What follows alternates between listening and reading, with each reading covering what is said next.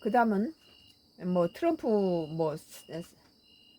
트럼프에 관계되는데 뭐 쇠사슬 묶여서 잡아가 놓고 돌아와 달라 그렇다는 것이요.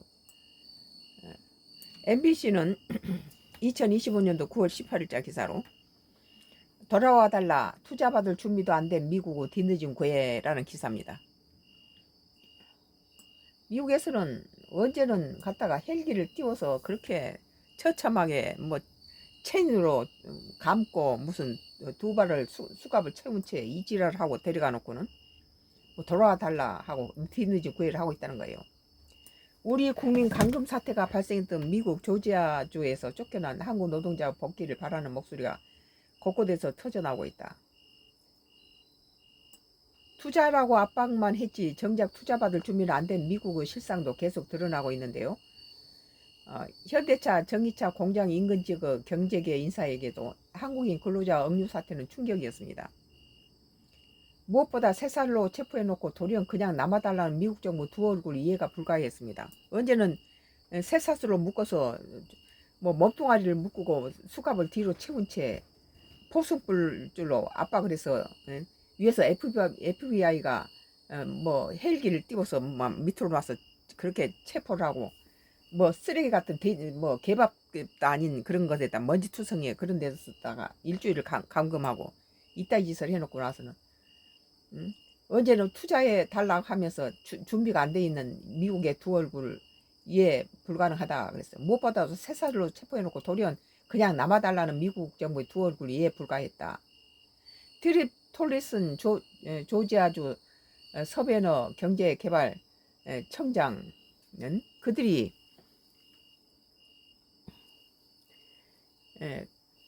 불법적으로 체류했다면 미국 정부가 계속 있고 싶냐고 계속 머물렀으면 좋겠다고 말하지 않았을 것입니다. 제도에는 분명 문제가 있습니다. 떠나간 한국인들의 조속한 복귀는 현재로서는 희망사항일 뿐 누가 가겠어요? 안 간다고 그러잖아요. 뭐 트럼프하고 무슨 미국 얘기만 나오면 뭐 경기를 일으킨다고 그래요. 거기서 온 사람들이. 건설 일정도 두세 달 정도 지연됐다면서 한국 근로자들 되돌릴 방안이 논의되고 있다고 했습니다. 틀립 토리슨 조지아주 서베너 경제개발청장 그들이 다시 와서 이 시작한 일을 마무리하고 미국인들에게 장비 사용법을 훈련해 주길 바랍니다. 그것이 지금 완전한 목표입니다. 그러면 이따위로 대접하면 안 되죠. 한국이 무슨 마스크니 뭐니 이런 거 다 집어 때려 치워야 돼요.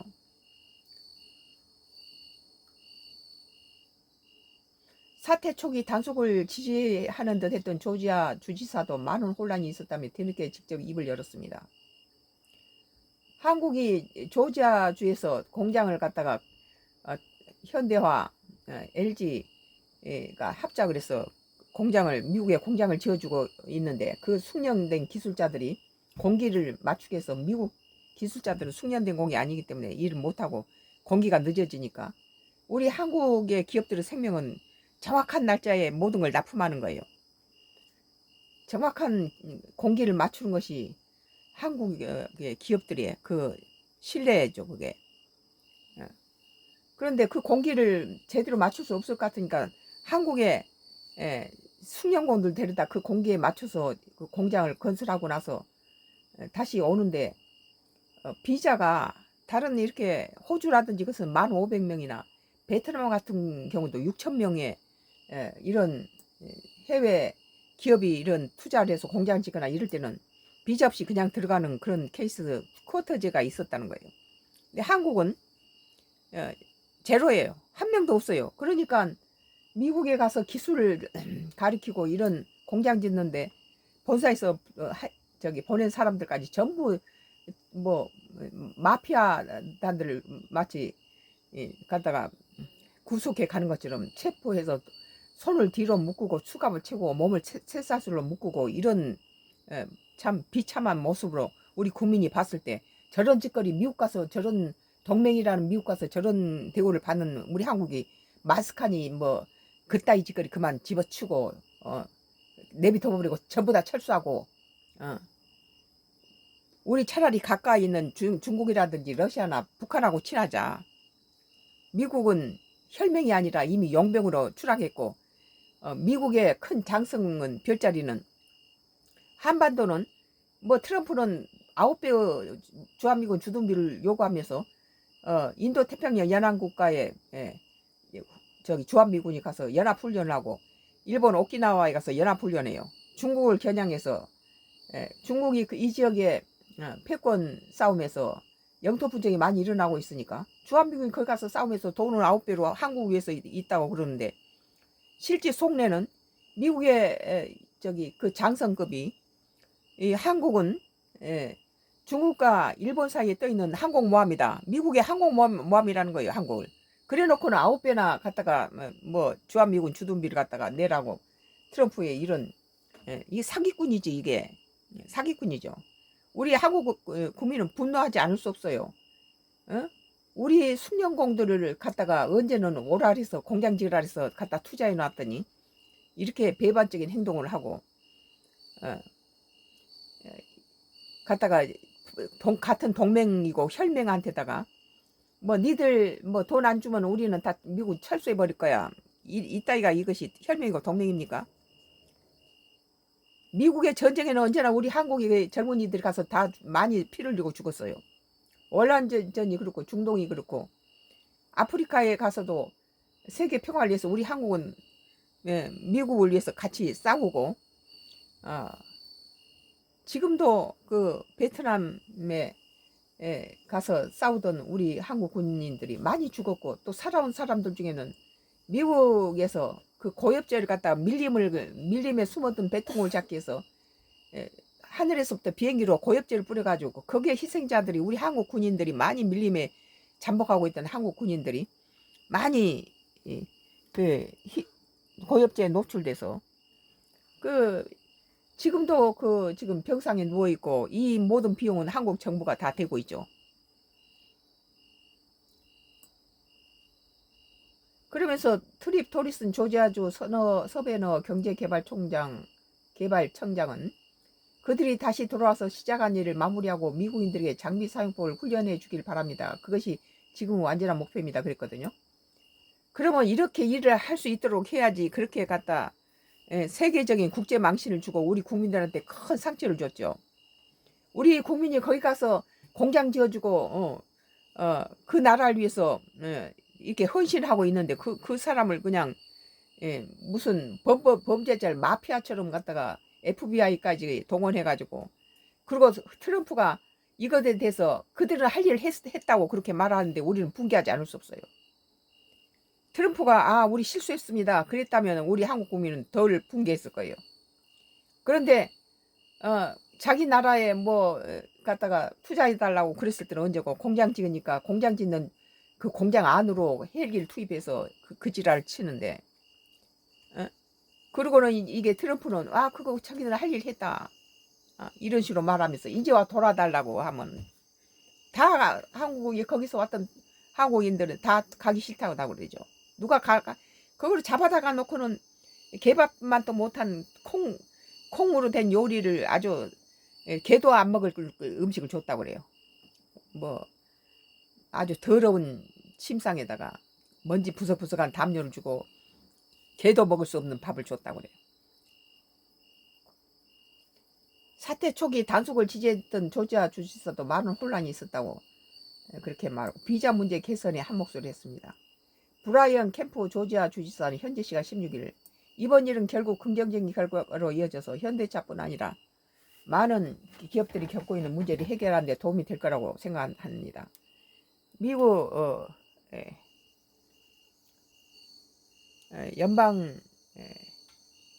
의회 조사국은 이민정책에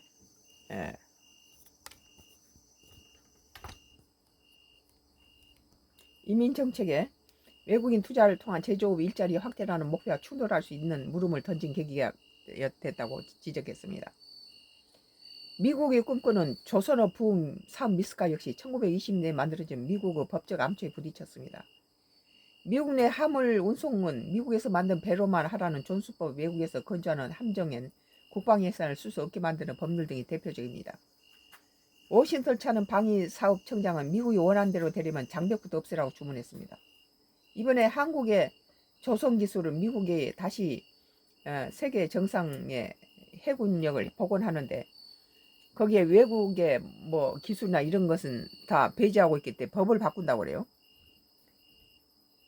서종건 방위사업청장은 미국에서 리더십 차원에서 이 부분을 빠르게 정리해 주시는 것이 필요할 것 같다고 생각하고요. 시간이 많지 않기 때문에 빨리 결심을 해야 된다. 준비도 안 된 처지에 돈만 받아내는 약탈적인 민낯이 여실히 드러나고 있습니다. 그랬네요. 준비도 안 된 상태에서 한국을 갖다 뺏어먹기 위한 짓을 이러는 거에다 마스카는 무슨 어리 죽을 마스카입니까? 미국이 준비한 건 비상식적 뿐이라는 비판이 나오는 이유입니다. 워싱턴에서는 이렇게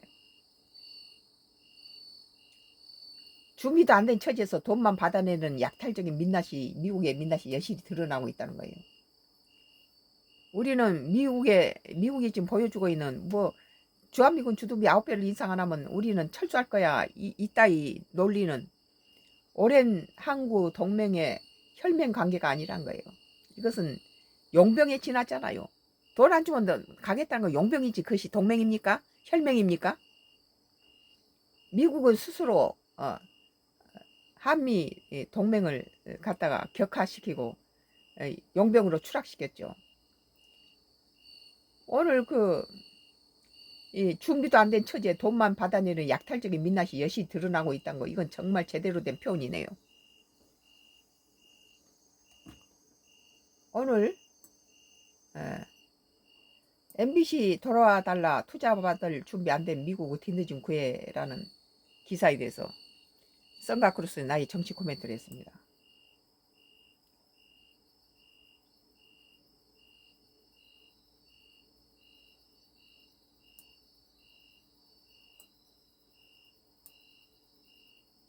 뭐 한겨레에서는 2025년도 9월 18일자 기사인데요. 러시아는 한국의 새 성장 동력 찾기에 중요한 협력 상대. 대외경제정책연구원은 박정호 러시아 유라시아 팀장은 2022년도 러시아하고 우크라이나 전쟁 이후 중단된 극동경제연구원과 대면 세미나 러시아 쪽에 제안한 6년 만에 재개. 결국 만나야 답을 찾을 수 있어요. 이번에 새삼스레 다시 깨달았어요.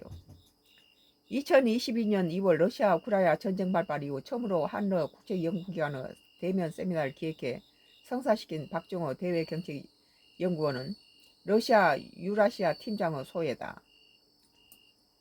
박정호 팀장이 얼어붙은 한러 관계 개선에 마중물 붓고자 이제 만나서 얘기해보자고 제안했을 때 러시아 쪽은 한 달 뜸들이고 나서야 마침내 만나자고 해답했다. 박 팀장은 동분서주 동력을 삼아 지난 15일부터 16일 러시아 블라디보스토크 호텔에서 롯데호텔에서 열린 제15차 대면 세미나에서 아르좀 이사예프 러시아 극동경제연구원 원장은 러시아 외교부와 극동과학 아카데미의 승인을 받았다고 밝혔다. 이번 만남 성사의 배후에는 러시아의 정부가 있다는 뜻이다. 아울러서 긴 침묵 후 시간에 박 팀장의 도전적 제안을 현실로 바꾸려 극동경제연구원 쪽도 분주히 움직였음을 애둘러 밝힌 셈이다. 아르좀 원장은 중단된 대화를 재개할 수 있어 대단히 기쁘다. 한국 쪽의 대화 제안은 긍정적 싱으로 고대해야 하던 것이라고 말했다. 2006년, 2019년까지 매년 한 자리씩 한러로 가며 14차례 진행한 공동 세미나를 통해 쌓아온 신뢰 관계가 밑거름 노릇을 했으면 물론이다. 이번 세미나는 러브 전쟁 이전 코로나19 대유행에 따른 단절 시기까지 포함하면 6년 만에 대면 대화다.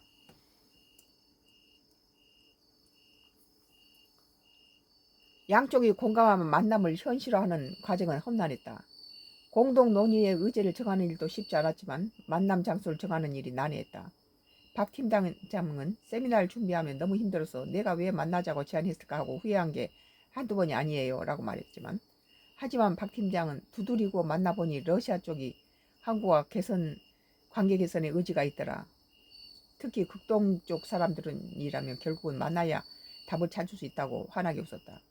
만남 장소가 러시아 극동의 대표인 도시인 블라디보스토크인 한러 관계의 현 주소를 그대로 드러낸다. 두 국책연구기관 전문가들이 한자리에 모이려면 한국 사람들이 극동경제연구원이 있는 하바롭스크로 가거나 러시아 사람들이 한국에 와야 한다. 그런데 어느 쪽이든지 간에 2박 3일이 걸린다. 인천 하바롭스크 이동은 직항이 있다면 2시간 30분 가능하다. 하지만 러우 전쟁 발발 직후 윤석열 정부가 대러 제재의 일환으로 한러 사이 직항을 폐쇄해 지금은 인천, 베이징, 모스크바, 하바롭스크 구간을 비행기를 2번 갈아타고 이동해야 한다. 시간과 비용 모두 감당 불능이다. 그래서 한국에서 꼬박 하루가 걸리고 하바롭스크에서 850km 떨어진 블라디보스토크로 절충했다. 궁여지책이었다. 박 팀장은 이재명 정부가 한러 직항 복원에 좀 더 적극적으로 나설 필요가 있어요 라고 거듭 힘주어 말했다. 박 팀장은 극동에 고려인이 6만 명 살고 있는데 그분들의 젊은 가족은 한국에 있는 경우가 많아요. 직항은 고려인 가족한테 인도주의적 사안이기도 해요 라고 덧붙였다. 1967년으로 정년을 몇 년 남기지 않는 박 팀장은 20살 이후 사회 이력을 100% 러시아로 채웠다. 대학과 대학원에서 러시아 정치를 공부하고 1996년부터 2002년까지 사이 러시아와 외교부 산하 모스크바 국립국제관계대학에서 공부해 박사학위를 받았다. 귀국 뒤에는 한국 외대 러시아 연구소를 거쳐 2015년부터 11년째 대외경제정책연구원에서 러시아와 한러 관계를 연구했다. 왜 러시아를 전문 영역으로 삼았냐고 물으니 답변은 이랬다. 소련, 현 러시아는 어떤 나라인지 궁금했어요. 미국만큼 큰 나라인데 한국 사회에 관심이 낮거든요. 그래서 한국에 러시아는 어떤 존재인지 물었다. 박 팀장은 한러는 동북아 국가들 가운데 드물게 구조적 역사적으로 갈등과 경제보단 관계 개선에 이해가 일치하는 윈윈 관계예요 라고 말했다. 무엇보다도 러시아는 식어가는 한국의 성장 동력을 새롭게 강화하는 데 필수 파트너라고 거듭 강조했다. 러시아는 혁신국가예요. 인류사에서 최초가 아주 많아요. 사회주의 실험, 무인 유인 인공위성, PC, 개인용 컴퓨터 등은 모두 러시아가 처음 현실화했어요. 러시아는 자본이 풍부하고 기초과학이 아주 강하며 우주항공 기술이 세계 최고 수준이에요. 한국 최초 우주 발사체인 나로호 성우도 러시아 도움이 컸죠. 그렇죠. 그런데 러시아는 민간 경제를 떠받칠 제조업 기반이 취약해요. 박 팀장이 그러니까 러시아하고 우리 한국은 미국보다 좋은 파트너가 될 수 있다. 난 그렇게 생각해요. 박 팀장은 한국의 강력한 제조업 역량과 인공지능, 우주항공을 포함한 러시아의 강력한 기초과학 역량을 결합하면 한너 모두에게 바람직한 결과를 낳을 수 있다고 강조한 까닭이다. 그런데 한국이 부족한 에너지 자원을 안정적으로 확보하고 유러시아 육로를 연결된 길을 열어 사실상 섬나라 처지에서 벗어날 교류 물류 협력 상대로 러시아가 매우 중요하다고 덧붙였다. 박 팀장은 이번 세미나에서 러시아 쪽 참가자들이 러시아 극동 지역을 무대로 한 남북러 삼각협력의 가능성을 타진한 사실에 주목했다. 남북 대화의 단절과 북러 동맹 복원이라는 한국의 불리한 대결적 정세의 흐름을 협력적으로 방향을 돌리는 과정에 한러가 협력할 여지가 있다는 뜻이다. 박 팀장의 제안 기획 토대로 10월 22일부터 23일에 부산 해운대에서 대외경제정책연구원과 러시아 세계경제 및 국제관계연구소 북극 항로를 주제로 한 국제 세미나를 함께한다. 한러 관계의 개선을 탐색하는 마중물 분기가 이어지는 셈이다. 박 팀장은 나는 반딧불이란 너를 좋아한다며 스스로 개똥벌레에 비유했다. 빛나는 별은 아니지만 어둡고 긴 터널의 것을 미리 알려주는 미약하지만 너무도 반가운 빛을 발한 개똥벌레의 말이다. 오늘 한겨레 신문에 러시아는 한국의 새 성장 동력 찾기의 중요한 협력 상대라는 기사에 대해서 2025년도 9월 18일자 썬가그로스의 나의 정치 코멘트였습니다. 정치 코멘트는 계속 되겠습니다.